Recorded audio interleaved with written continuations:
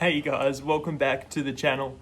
Today I'm going to be officially introducing you guys to my new R32 drift car build because the street R32 has just gone down to the shop to get registered for the first time, so it's time to start a new project. As you can see, there is a ton of work that needs to happen with this R32 Skyline before it is going to be ready for the track at all. Firstly, I'm going to need to straighten out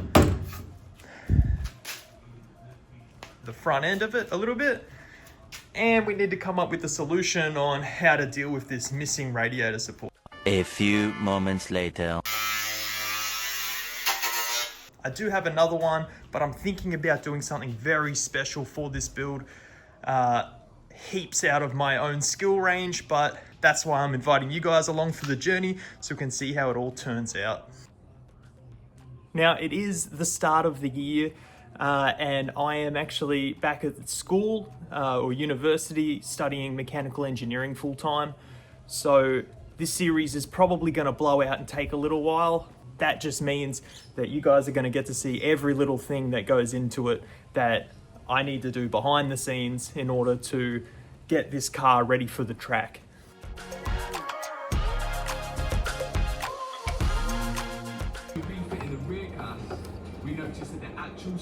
That's it. Sick.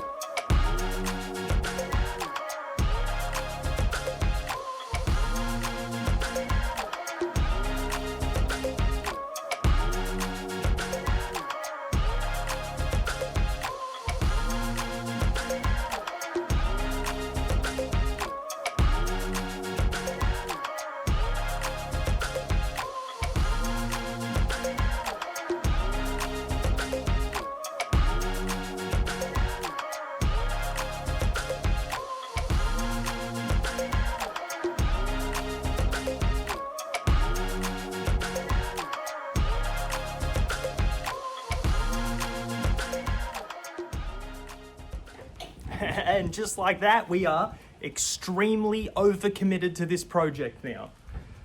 So maybe I'm in a bit over my head, but race car. All right, so you obviously seen the in-depth research that I've been doing while I'm planning out how I'm gonna tackle this tube front end. I'm gonna take a little bit of inspiration from the guys at Lead Run Motorsports, which means that I need to trim back the car a little bit more, and then that way I'm going to be able to tackle the tube front end. I think it looked a little bit neater in that photo, so that's what I need to do now, just start cutting it up again.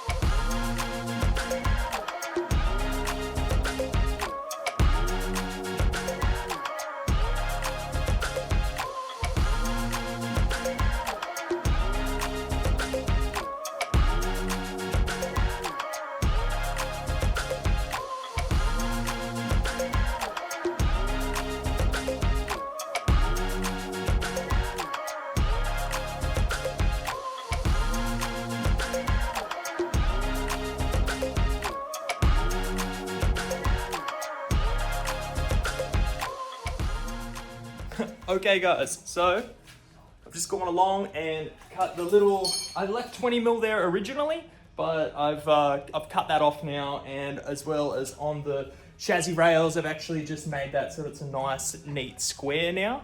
get a close up on that.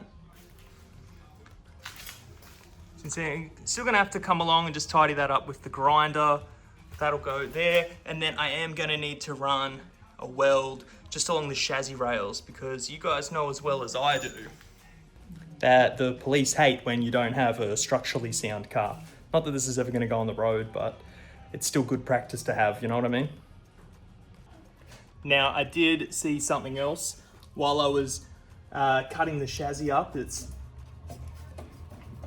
right there, the toe point is it's pretty cooked. So I'm just gonna cut that off and I'm gonna replace that with a piece of 5mm steel. And we'll still have the toe point on the other side and the two at the back, so I don't think it's gonna be that big of an issue. If anybody thinks that it will be an issue though, please comment down below, let me know. I have no idea about what the track, like what tracks might want, or even what I'm doing, honestly. All advice is welcome, especially right now.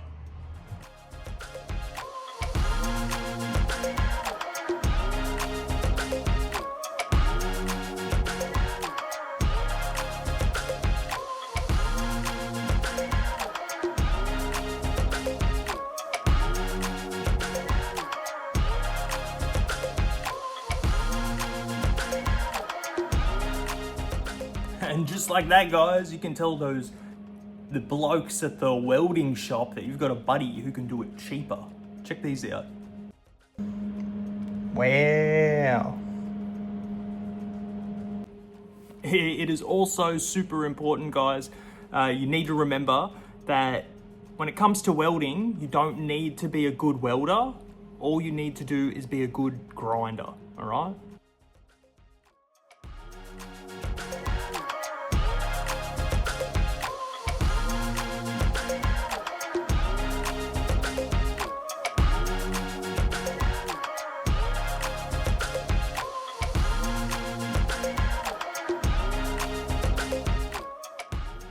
And boom, bam, we've just grinded it all up.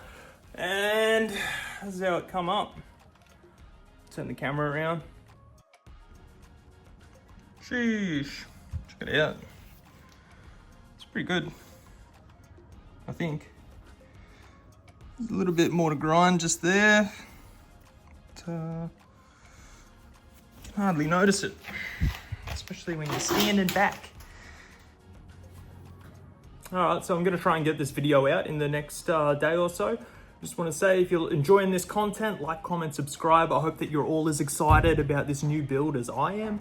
And yeah, make sure that you guys comment, let me know your thoughts down below, get the engagement up on my videos, share it, all the stuff that I need to get more people watching. Bye.